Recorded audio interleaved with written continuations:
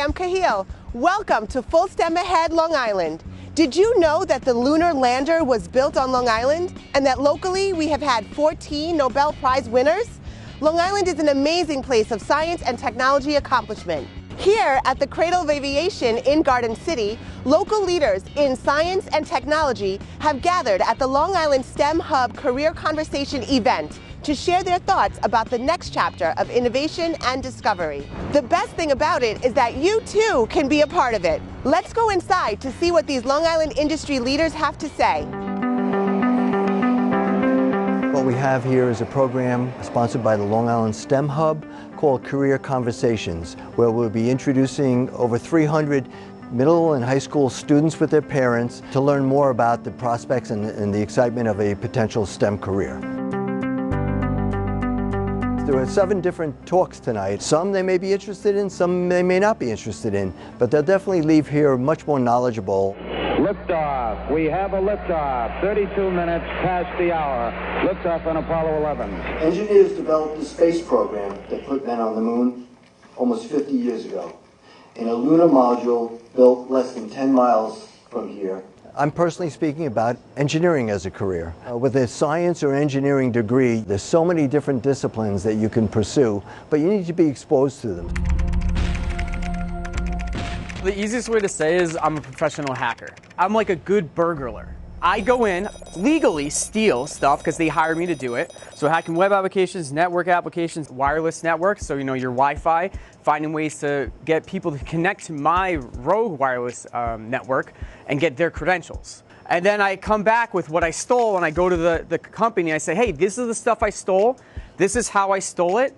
This is how you can prevent that from happening in the future. So the most common security jobs are security analyst, security engineer, and security architect. I started my career at First Data Corporation doing what's called web application security, and I went to CA after a couple years. We can't fill the jobs fast enough. I'm a one-man team for vulnerability management, and that should be a 15-man team. I did a summer internship at Brookhaven National Lab as part of the Community College Institute, because I started at a community college, and I got to work with researchers in a professional setting at a national laboratory. I make a point to speak very casually to students. We're in the business of trying to treat cancer. I start with, everyone knows someone who gets cancer. We start there and we just kind of build on, well, what if we can image the cancer without having to cut into someone? What if we can treat the cancer with a radioisotope, which might be more effective than chemo? So we just kind of build up from people's understanding. Because that's how we all learn things anyway, right? I'm a scientific research assistant with Malloy College. We're the only captive breeding horseshoe crab facility in the United States. Horseshoe crabs have blue blood. It's copper-based blood. Actually gets created into this powder called LAL.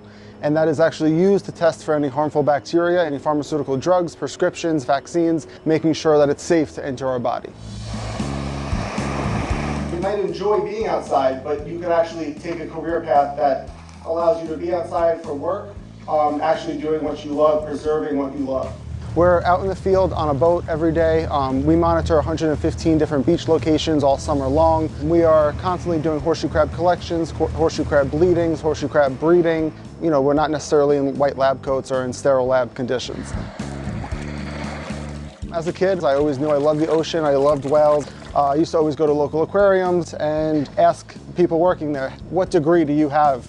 How did you get a job like this? And I went to school for the marine biology, and here I am today. From the birth of an idea to create a new product, the mass production of the product that makes it affordable.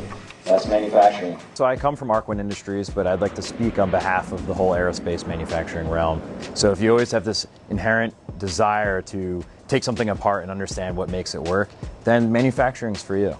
It's one small step for man, one giant leap for mankind. I always wished that I was born in the 1960s so I could have seen the lunar landings. Those are the things that people dream about, the great explorations. I'm hoping to see the Mars landings, not just landing, many times throughout my life. I'm working on renewable energy. For example, you may have heard of the hydrogen fuel cell car, a car that is only powered by hydrogen, so its only exhaust product will be water. The problem is that the hydrogen cannot be extracted that easily.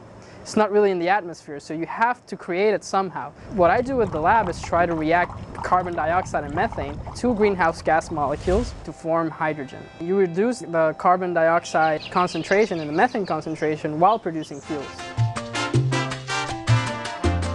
I grew up in Puerto Rico, and what got me excited was an astronaut who came visit my school in high school. I was really inspired by his speech. I knew that I could go into the scientific side. The first program we spoke to was from Brookhaven National Laboratories, and they expressly said they have summer camps for children, from K through 12. And I mean, being able to work at a national lab for a summer camp, that's pretty amazing. It's just something that really interested me, and I liked it, and I was like, I want to try and see what this is like. So when we think about healthcare, we think about it as a team. We have computers and we can find out all this information, but to be here and to actually speak to people and get the back and forth conversation going with them here is definitely going to open up their eyes. He was explaining more of it to me. Yeah, in the car right here. In the car before, on the way here, it was like, okay, exactly what is this and how does this really work? This is like a springboard to the conversations that you can have later on about what is it that you want to be, and when you know for sure what is out there, that can help you to guide them. I really was not aware of the wealth of opportunities that there are out here for STEM education. I really did think that you had to go other places in the country to get STEM information. Well, the big takeaway from the Stemhub LI career conversation at the Cradle of Aviation is that the sky's the limit when it comes to STEM careers. Thanks for joining us for another episode of Full STEM Ahead Long Island.